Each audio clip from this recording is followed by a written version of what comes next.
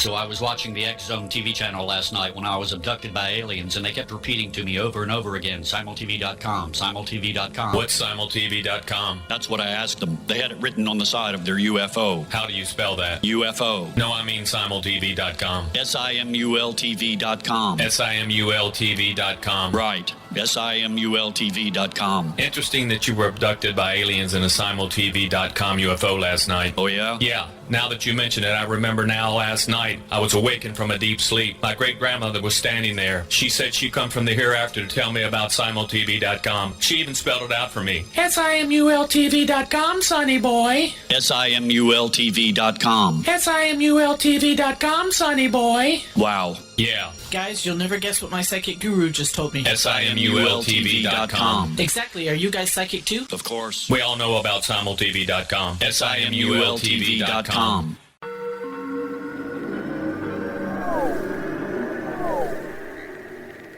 Roswell in the 21st Century is a detailed re-examination of the Roswell UFO crash case. I have studied the evidence for more than 30 years, and I now put that evidence under a microscope in a cold case examination of the facts. These facts might not please everyone. They are based on my comprehensive investigation that took years to complete, but they do lead to the conclusion that whatever fell was not built on Earth. The Best of Project Blue Book is based on the 22-year-long investigation conducted by the Air Force. But the book goes far beyond that, bringing in evidence that was uncovered long after Project Blue Book was ordered terminated. Using facts that were unavailable to the Air Force investigators, I was able to prove that the Air Force manipulated the data and drew unrealistic conclusions about the UFO sightings reported to them. My different perspective shows there was more to Project Blue Book than even the Air Force knew. Both books are available at Amazon.com. Join Patty Conklin and Healing Within Radio each week. More than entertainment, Healing Within offers educational, useful tools for everyday life. Listen for help overcoming fear, anxiety, and depression. Patty knows about eliminating cancer, MS, dementia, Parkinson's, and a host of illnesses that we face every day. Life can be good. Life is good. All you need are simple tools to start changing your life. Start right now by visiting pattyconklin.com, PATTICONKLIN. No matter where you are in the world, you can work with Patty through Skype, phone, or in person, visiting one of her retreats in Georgia. Visit pattyconklin.com today or call our offices at 404-474-0086. That's pattyconklin.com or call 404-474-0086. This is A Different Perspective with Kevin Randle. Kevin is a retired United States Army Lieutenant Colonel who has studied UFOs for more than 50 years. His military training has provided him with a unique insight into military operations and UFO research. Kevin has investigated many of the most mysterious cases and has been consulted for dozens of documentaries and been interviewed on hundreds of radio and television programs about UFOs. Considered to be one of the leading experts on the Roswell UFO crash, Kevin has written more than 25 books about UFOs, including Roswell in the 21st Century and Encounter in the Desert, a re-examination of the Socorro UFO landing. Now here's the host of A Different Perspective, Kevin Randle. And welcome to this edition of A Different Perspective. Before we launch into the program, I want to mention the passing of one of the good UFO researchers, Ted Phillips. He got involved in the landing trace cases.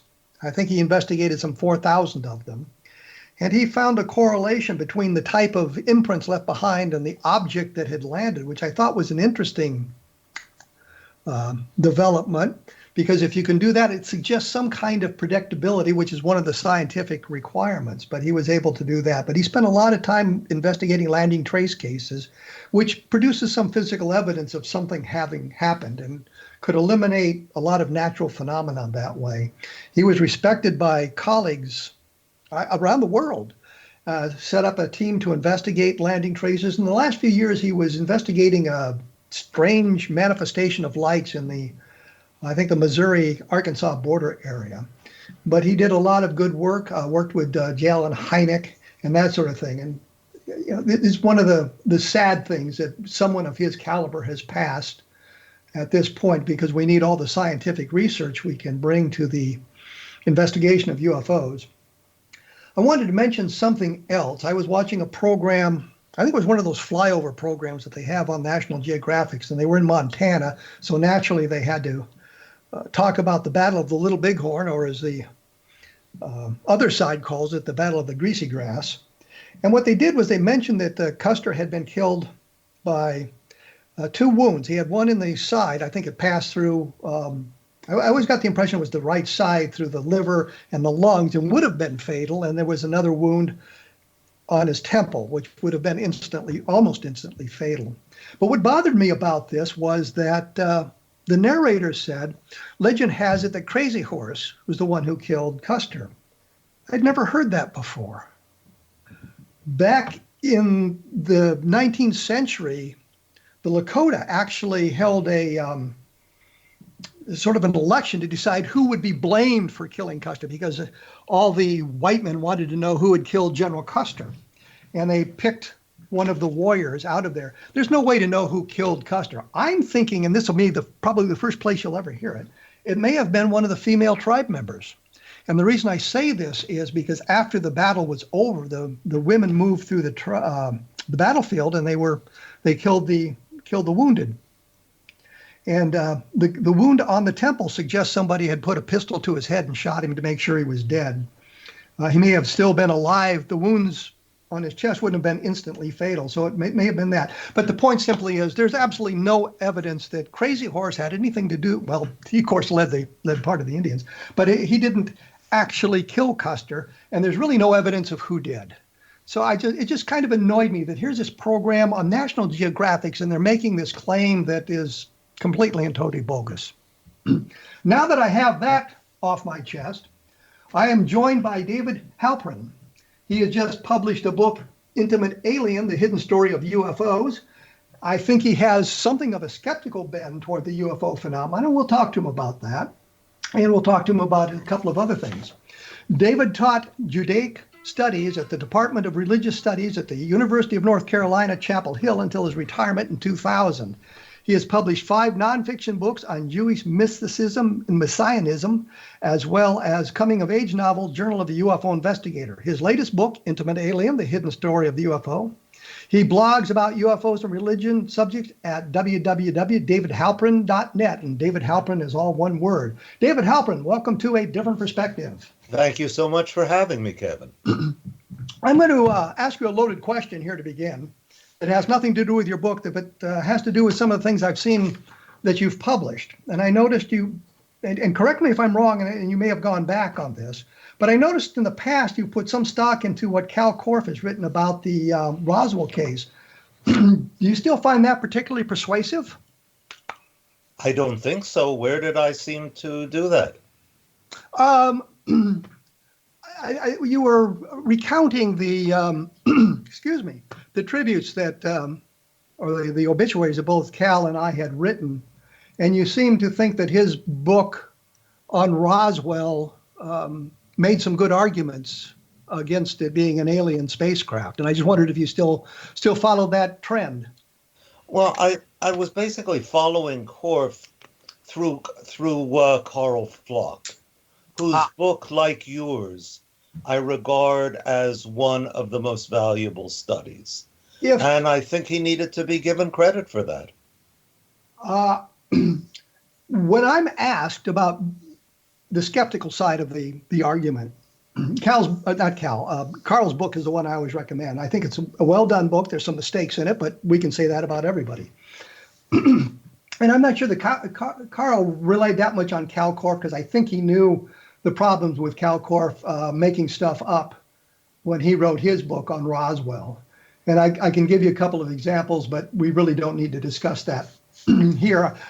Boy, I'm having trouble. I've discussed that several times on my blog. So those of you who are interested in my anti-Korff arguments, you can see them at www.kevinrandle.com. I'm sorry, www.kevinrandle.blogspot.com. I was thinking about something else and I got ahead of myself. I was going to say just type Cal Korff into the search engine, it'll bring it up. let's do the thing we've really gotten to talk about here is your book, Intimate Alien, The Hidden Story of the UFO. What's the theme of the book? The theme of the book is that UFOs are a myth and myths are real. Okay? That they are kind of the collective dreams of the human species. And when a myth is projected into the sky, that is big news. Something like what our ancestors would have called visions of God. Well, then, the thing that comes to my mind immediately says UFOs are myth. Then you don't think there's alien spacecraft? You don't think there's any physicality to the UFO phenomenon? I don't know. How do you explain the landing traces? Well, let's focus on Socorro. Let's, because I'm familiar with that case. Yes, as I said in my book, I have never seen a satisfying explanation of that. And it does not stand altogether alone, although I think I would agree with what I have heard you quoted as saying that it is probably the single best case in all UFO history. Am I misquoting you there? Yeah, it's one of the best. I think another one of the very best is Levelland, and it would be kind of an argument about which one would be the best. The Socorro case, of course, has the landing traces. And we found additional witnesses, as I mentioned in Encounter in the Desert. Ben Moss and Tony Angiola, who was on this program a couple of years ago talking about Socorro, mentioned that there had been 3 people who called the police department, having heard the roar in the sky and maybe seen something. And I asked them at the time, did you follow up? Is that recorded in the police logs? And I never got a satisfactory answer from them. I mean, so I did some research on my own and discovered that on the night of the sighting, April 24th, Richard Holder, who was an Army captain stationed at White Sands, had sent a report to the Pentagon and mentioned that 3 people had called into the police station saying that they had heard or seen something in the sky prior to any of the information getting out and prior to Zamora actually seeing the thing. So we have, and I understand it's really shaky evidence because we don't know who they are. Nobody bothered to find out who they were in 1964, but this suggests some kind of physicality to me. Yeah, I mean, it's possible to say that Zamora dug those traces himself, but then you'd have to say he's a liar and a hoaxer, which goes against what everybody who knew him said about him. So I have to admit I am baffled. And when I was 15 years old, which is when I was 16 when the Socorro case happened, I would have said, yes, okay, we all know that the vast majority of UFO sightings can be explained as mundane events, but as long as there is 10% or 5%, or even as the Air Force used to say, 2%, that is proof that there's something really there.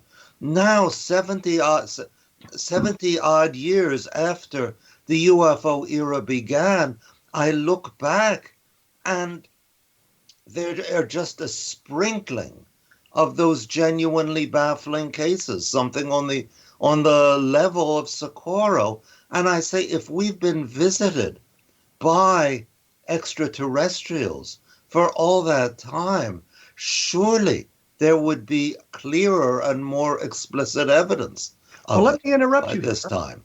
Let me interrupt. We will be coming back here in just a moment. We'll continue the discussion on the evidence for the visitation or possible visitation. The book is called Intimate Alien, The Hidden Story of UFO, and I'll have more information about it up on my blog at www.kevinrandle.blogspot.com. Please notice I got it right. We will be back right after this, so please stick around.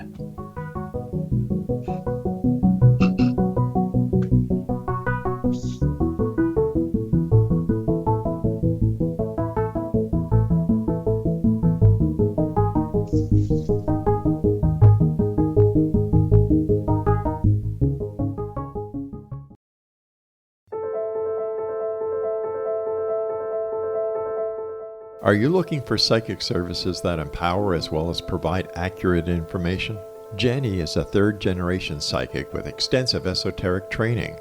A practicing professional intuitive for over 30 years, her accuracy is astounding. While most psychics can read what will happen to you if you don't change directions, Jenny understands the future is subjective.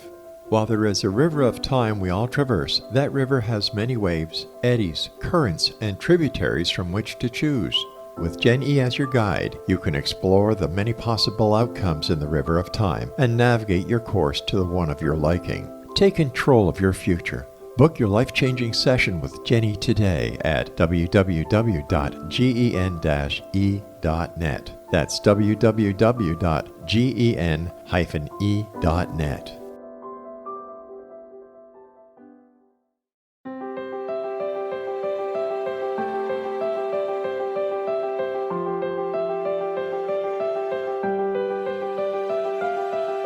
Mission Evolution is dedicated to the well-being of the planet and animals, as well as the evolution of humankind. One major factor threatening all three is increasing toxicity. Heavy metals and other environmental toxins are poisoning our bodies, deteriorating our brains, blocking our spiritual connection, and shortening our lives. Yet these poisons are extremely difficult to remove. I'm Gwilda Wiyaka, and I recently became aware of a product created from the marriage of nature and nanotechnology called Vitality. It's formulated from zoolite, whose crystalline structure binds toxins, gently carrying them out of the body. The light is only as clear as the window through which it shines. Clear your body, shine your light into the world. Visit vitalityhappens.com for a 20% discount. Enter code PATHHOME.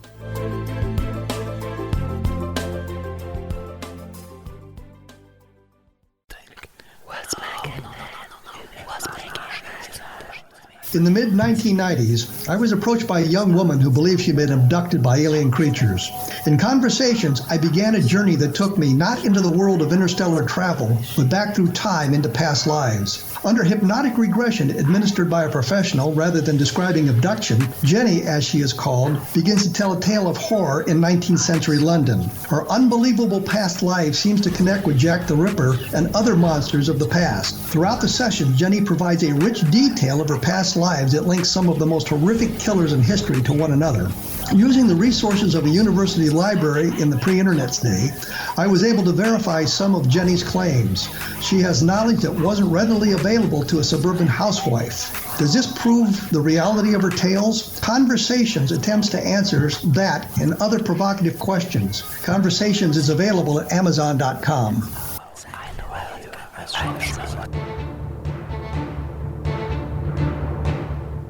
I am joined by David Halperin. We're talking about his book, Intimate Alien, The Hidden Story of the UFO, and we've discovered that he's thinking of UFOs as something of a modern myth, I suppose. When we went away, we were talking a little bit about the Socorro case and the physical traces left behind, and you had mentioned just as we broke that after 70 years of investigation, there didn't seem to be the robust nature of good classic cases to suggest alien visitation. And I cut you off, so if you've got something you'd like to expand on that, go ahead now. Yeah, well, I'll take my text from one of my favorite books of the Bible, the book of Ezekiel. The days grow long and every vision faileth, which I think applies rather well to the expectations of people who, like me, originally thought the UFOs were extraterrestrial visitors. Think of the earliest UFO, the first UFO book to be published was Donald Kehoe's of The Flying Saucers Are Real. And he has I would say, a very affecting passage where he describes how he takes goes on a flight on a commercial airplane, and he reflects that every one of the passengers on this airplane would have their lives transformed by what Kehoe was writing about, the coming of the saucers. Now, more than 70 years have passed since then. Hardly anyone aboard that flight is still alive, and not a single one has had his or her life even marginally affected by the presence of the UFOs. Surely this suggests powerfully that that model of explaining UFOs is not going to work. Well, let me ask you this, though.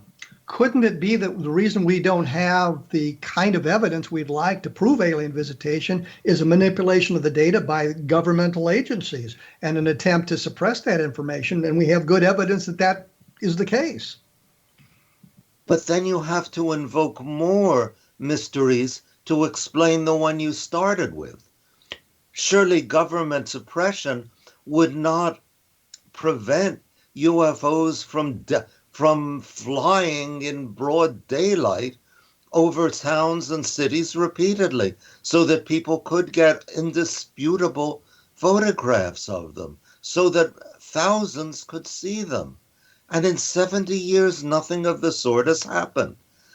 Now, what I wrote in the book is that the case for the physical existence of UFOs is neither frivolous nor negligible.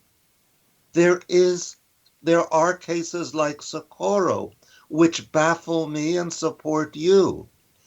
But, I said, it is problematic enough to encourage us to come up with a different model for explaining them. And in this case, a model that does not discount or diminish them, because I assume you believe that the UFOs pose a major challenge to us and an important problem that must be paid attention to. And I totally agree with that. What I disagree with is in what way they pose that challenge. I agree with you that there is a mystery about UFOs. What I do not agree is where the mystery lies. In my view, it lies not in the heavens, but in our souls. But couldn't we also say that the problem is there are no fleets of UFOs flying over the cities all the time is because of the vast distances between the stars or among the stars here in our own galaxy and the probable expenditures of wealth and energy to get from there to here.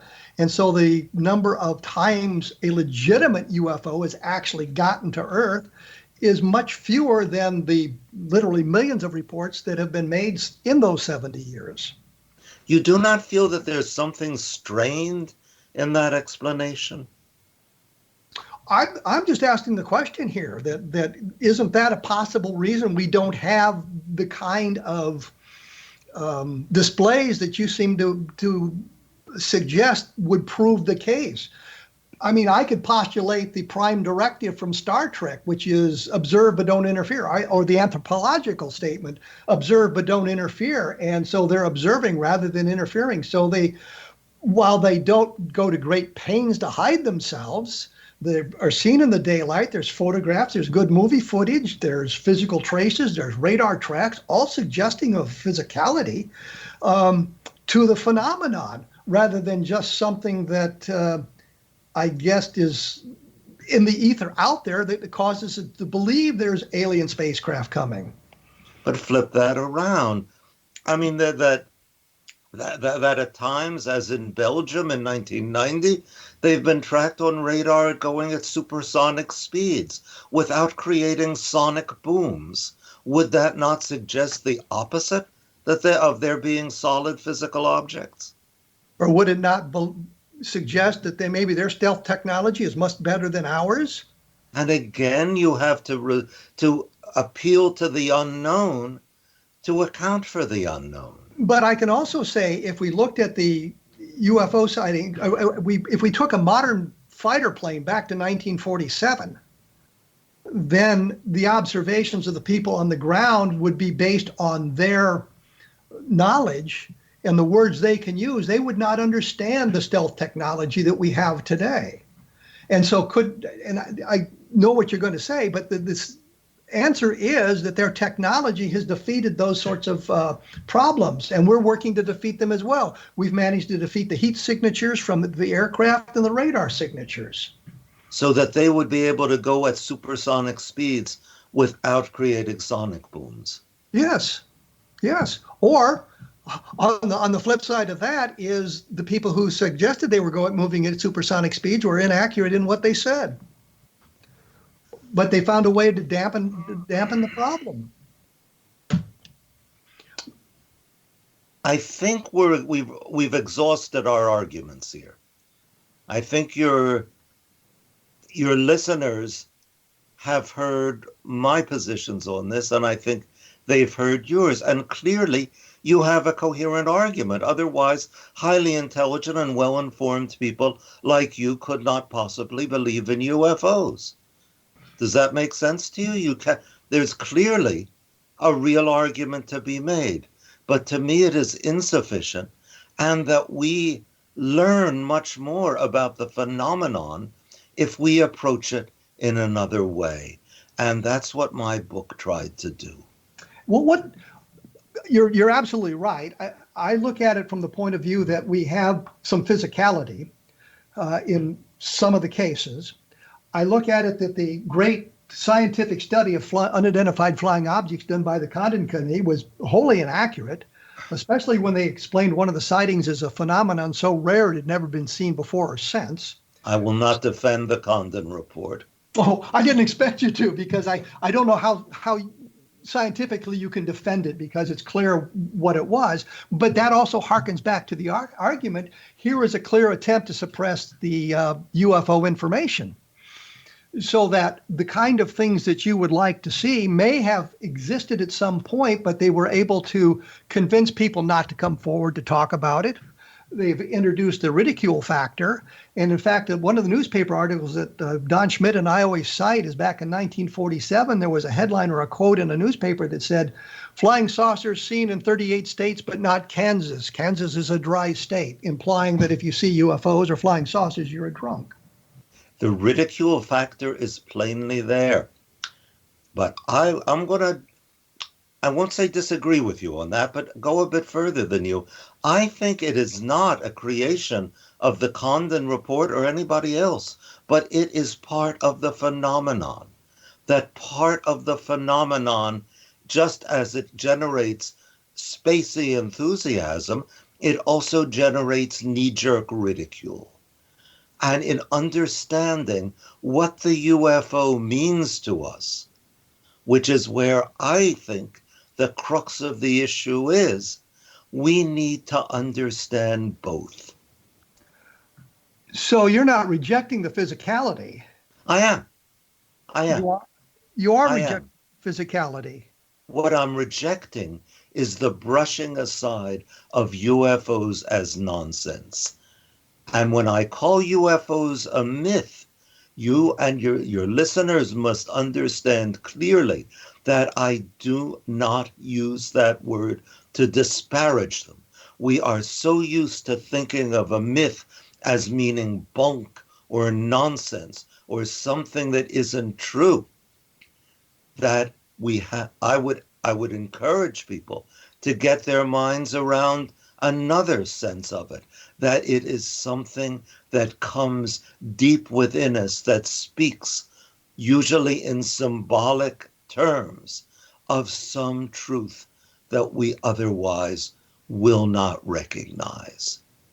Well, we're going to have to take another break here, unfortunately. The blog is www.davidhalperin.net for the information that he has on UFOs. Mine, of course, is www.kevinrandle.blogspot.com. If you're interested in the Socorro case and some of the information that I was able to find about it, the book is Encounter in the Desert, and it's specifically about the Socorro case, but there's a lot of other information in it as well. And we're probably going to get into this at some point here, so I'll mention Roswell in the 21st century because I wanted to talk to you a little bit about the Project Mogul explanation for the Roswell case. So we'll come back to that right after this. So everybody stick around.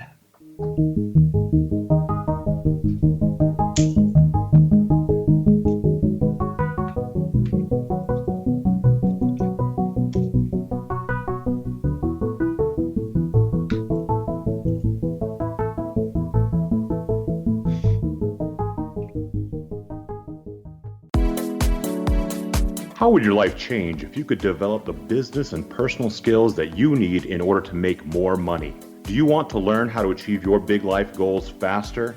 Then go to findhiddenmoney.com and get the Goal for It online course. The course teaches you how you can set and achieve your biggest goals while completely overcoming the roadblocks to your goals so that you can realize your dreams and imagine more success. Go to findhiddenmoney.com.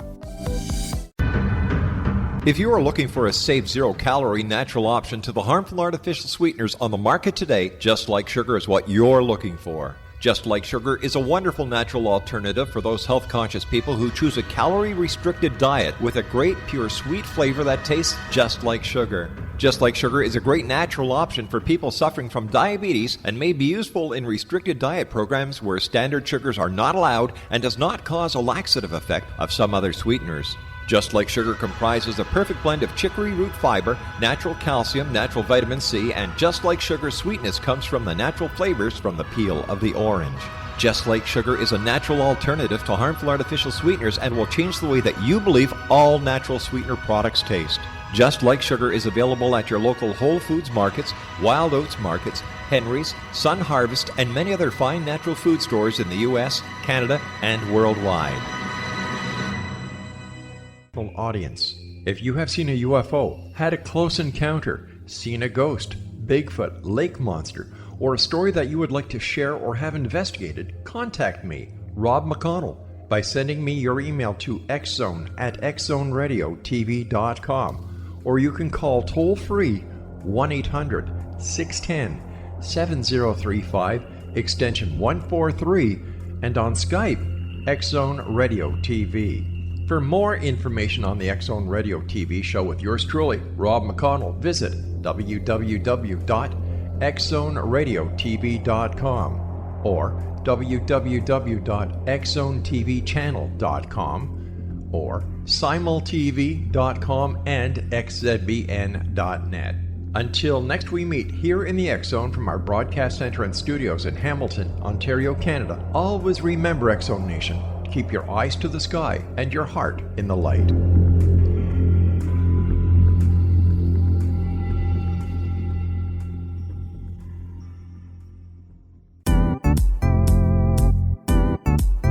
Memorable dynamic presentations are a not-so-secret weapon in the business world. Do you have a powerful message that must be shared, but you haven't found a way to deliver that message? Do you want to be known as a top public speaker who gets amazing results? Are you ready to create and deliver your powerful message? Thomas Hides can help you create and deliver your speech to get the results you desire. Visit iconquality.com.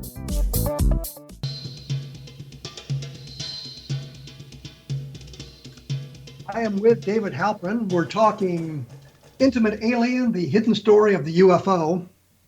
And we've talked about the physicality a bit.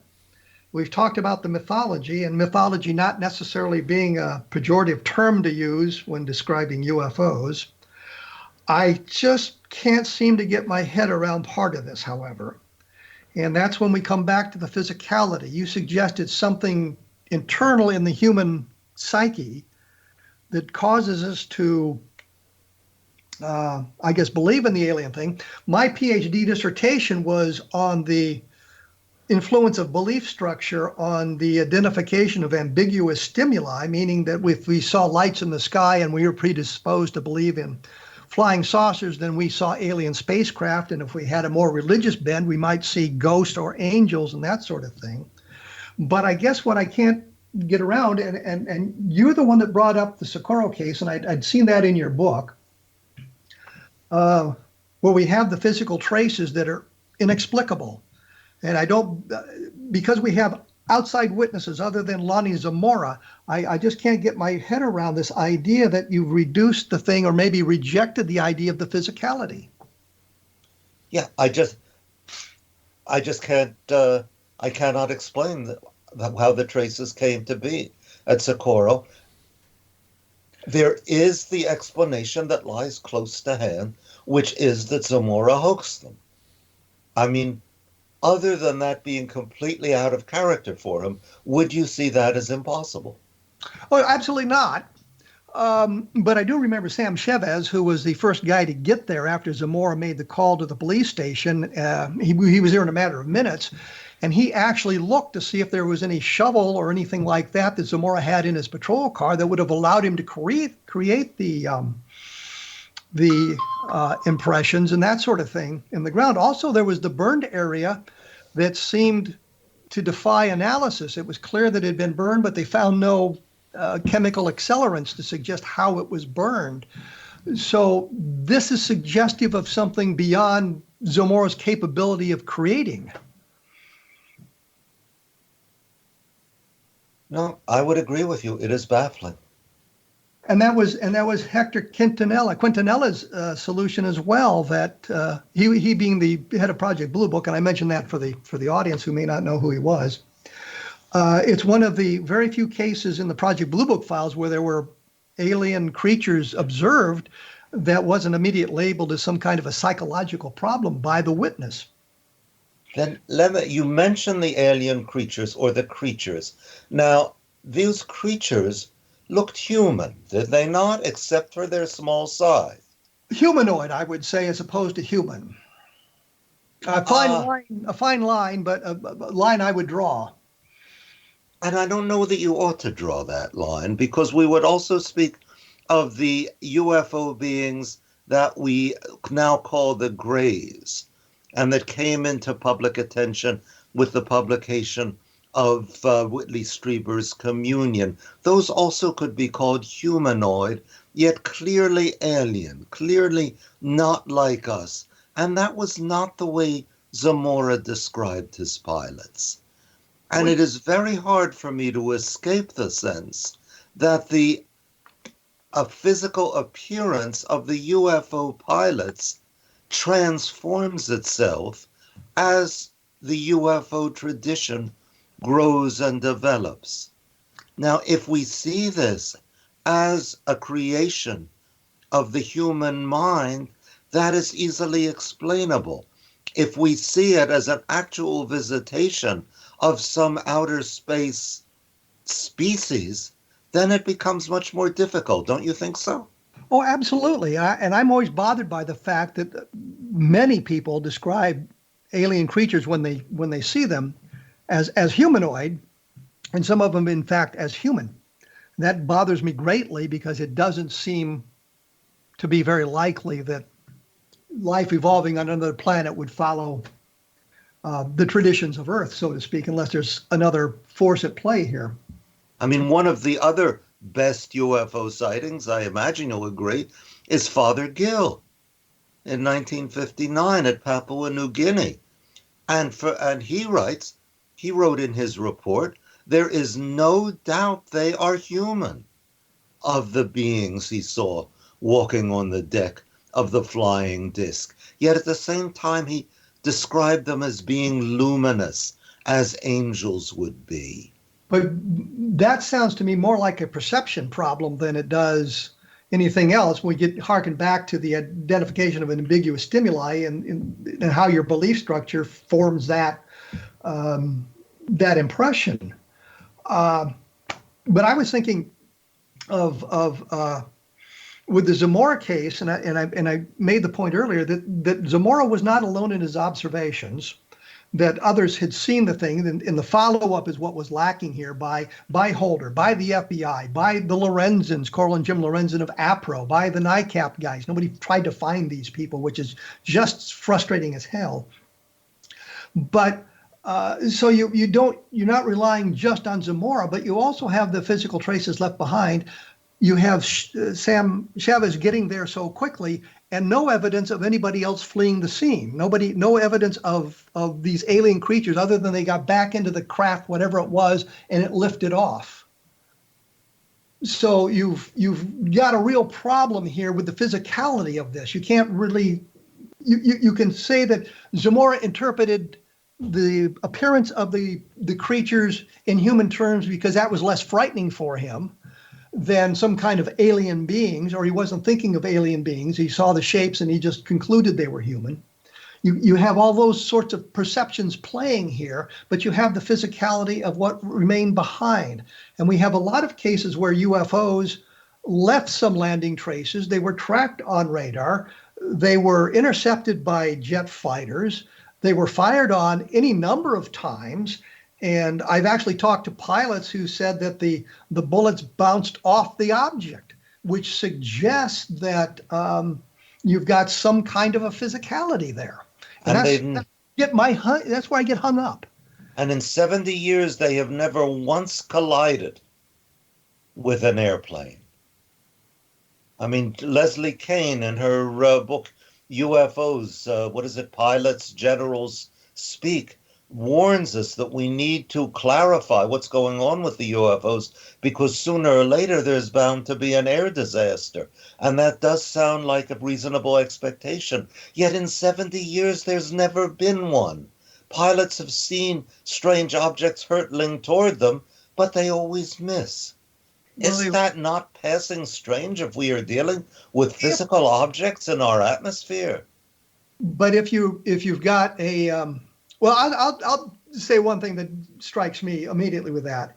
My car has cruise control on it, and I had it on, and I noticed when I got too close to a car in front of me, it automatically slows down to prevent those sorts of collisions. And I'm also suggesting that maybe the problem is that we're not having the number of visitations that are suggested by the sightings. They're much fewer and further between, which would lessen the opportunity to crash into an aircraft. I think we could keep on this back and forth, but I'd like to steer in a slightly different direction. Hey, that's my job. And I'd like, I know this is your thing, but I want to talk about something you've written. You wrote a very impressive article for the IUR, I cannot remember the date of it, in which you describe a young man and his girlfriend out in a car, and they both see what they assume to be a UFO. The young man describes what is identifiably a landing airplane, which is how you identified it.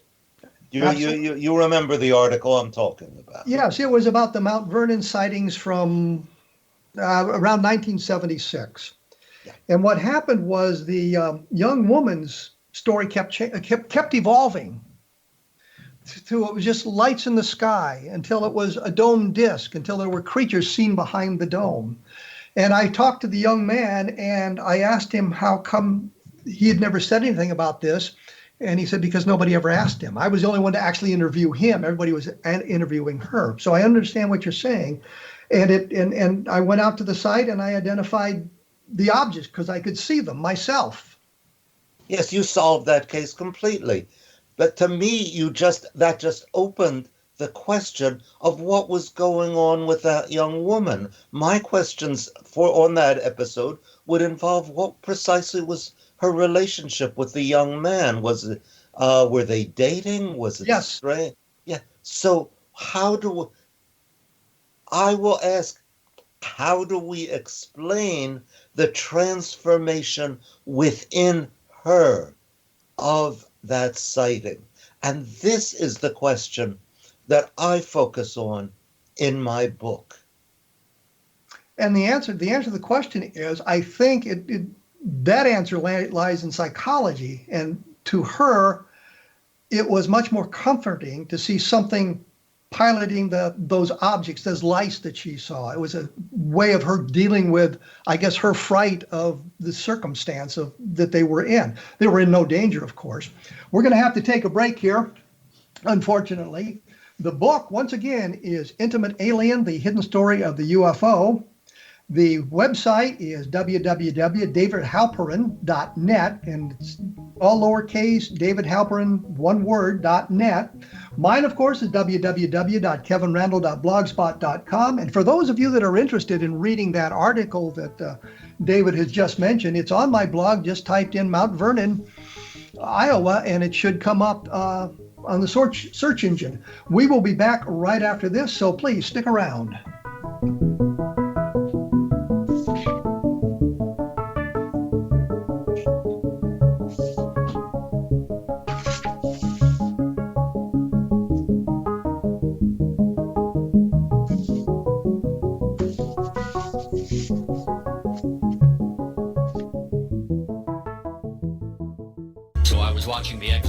TV channel last night when I was abducted by aliens, and they kept repeating to me over and over again, simultv.com, simultv.com. What's simultv.com? That's what I asked them. They had it written on the side of their UFO. How do you spell that? UFO. No, I mean simultv.com. simultv.com. simultv.com. Right. simultv.com. Interesting that you were abducted by aliens in a simultv.com UFO last night. Oh, yeah? Yeah. Now that you mention it, I remember now last night I was awakened from a deep sleep. My great-grandmother was standing there. She said she come from the hereafter to tell me about simultv.com. She even spelled it out for me. simultv.com, sonny boy. simultv.com. simultv.com, sonny boy. Wow. Yeah. Guys, you'll never guess what my psychic guru just told me. simultv.com. Exactly. Are you guys psychic too? Of course. We all know about simultv.com. simultv.com.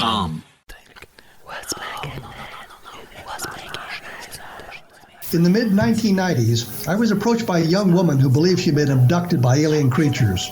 In conversations, I began a journey that took me not into the world of interstellar travel, but back through time into past lives. Under hypnotic regression administered by a professional rather than describing abduction, Jenny, as she is called, begins to tell a tale of horror in 19th century London. Her unbelievable past life seems to connect with Jack the Ripper and other monsters of the past. Throughout the session, Jenny provides a rich detail of her past lives that links some of the most horrific killers in history to one another. Using the resources of a university library in the pre-internet day, I was able to verify some of Jenny's claims. She has knowledge that wasn't readily available to a suburban housewife. Does this prove the reality of her tales? Conversations attempts to answer that and other provocative questions. Conversations is available at Amazon.com.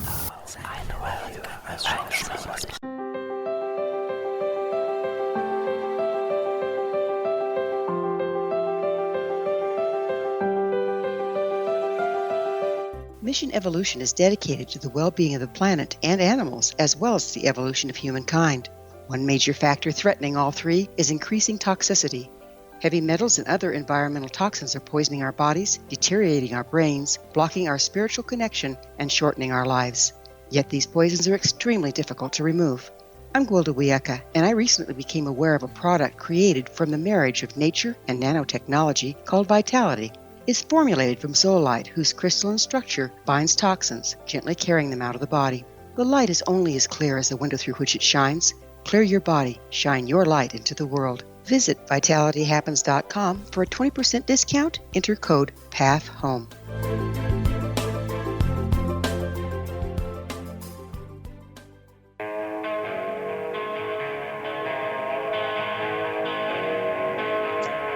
As I have said many times, I am here with David Halperin. We're talking about UFOs, his book, Intimate Alien, The Hidden Story of the UFO. And when we went away, we were having a discussion again about physicality and that sort of thing.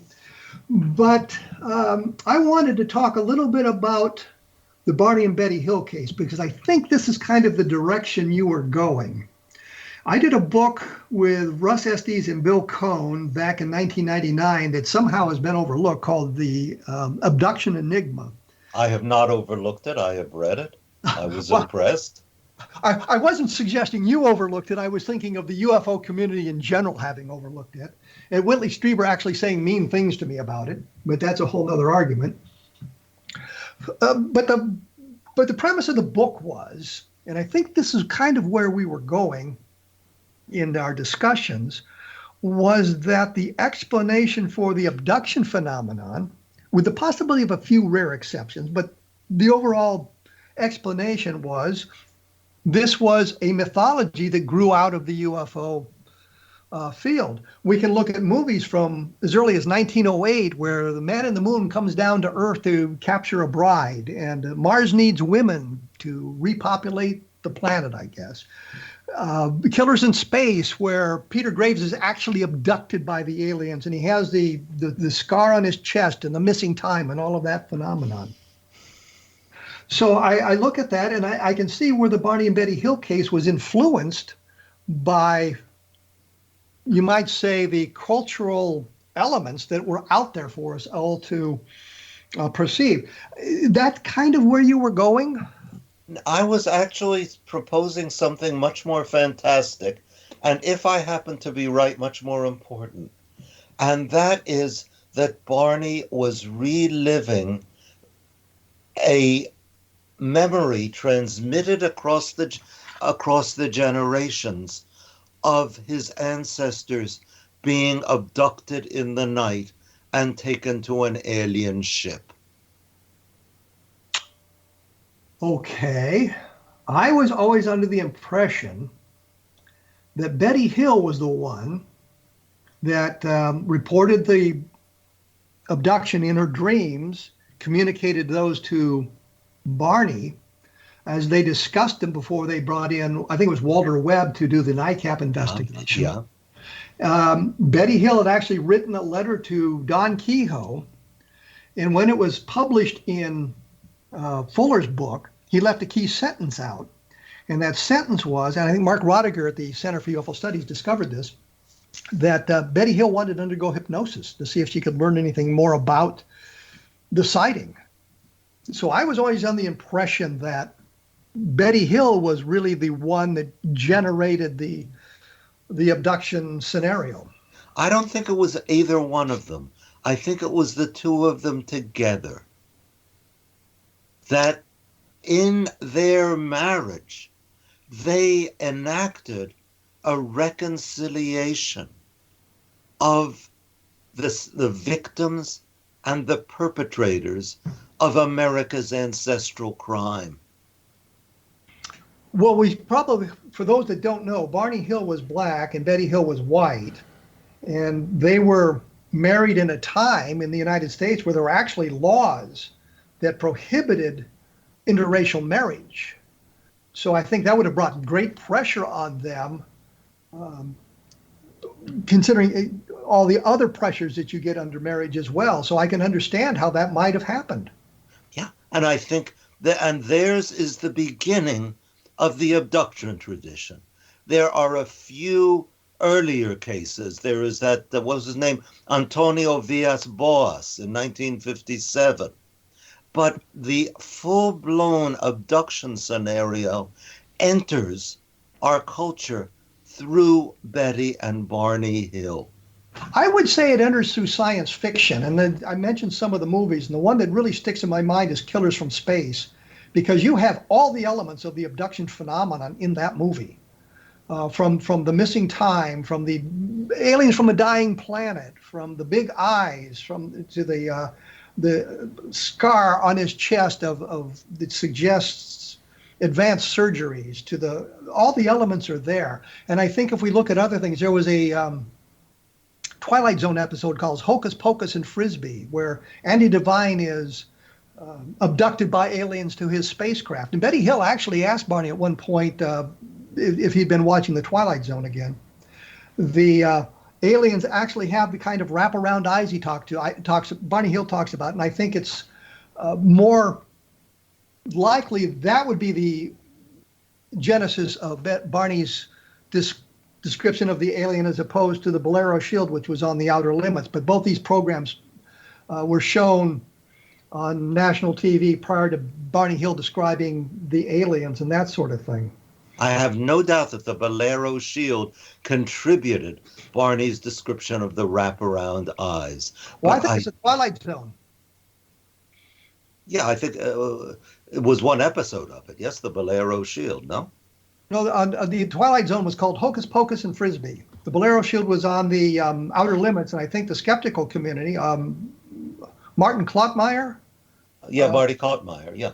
He and the others talk about the Bolero Shield, but I think the more likely genesis is the Twilight Zone episode, because the eyes look more like what they had, like Barney draws, and the face is the same kind of blank that Barney draws.